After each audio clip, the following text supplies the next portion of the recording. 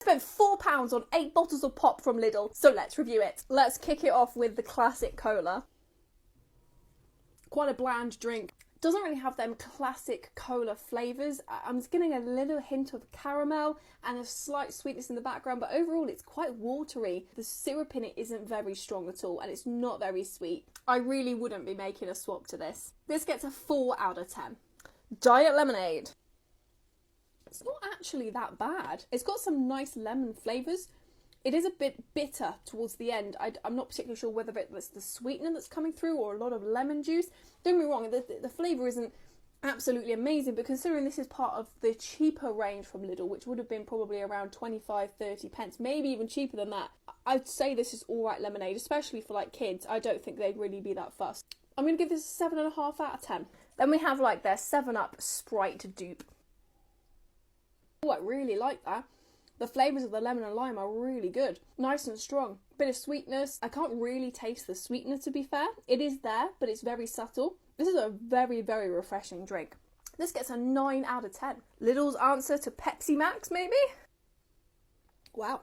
I'm pretty impressed by that. It's not as sweet as Pepsi Max, as in like the sort of caramel flavours, the richer tones aren't hugely there.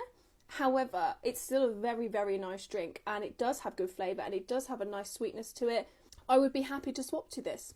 This gets an 8.5 out of 10. Tropical Crush. Every sort of tropical supermarket fizzy drink I've had has been really rank, so I don't have high expectations for this, but you never know. That is another banging drink for 50p. I'm quite impressed by these drinks. This one does have the strongest flavour of sweeteners so far. However, again, I'd be happy to get past that. Nice summer's day, bit of ice in there, fresh orange. It's a really good drink. I'm going to give it an 8 out of 10. Diet Cola. I actually prefer this to the standard cola. It has a little bit more flavour.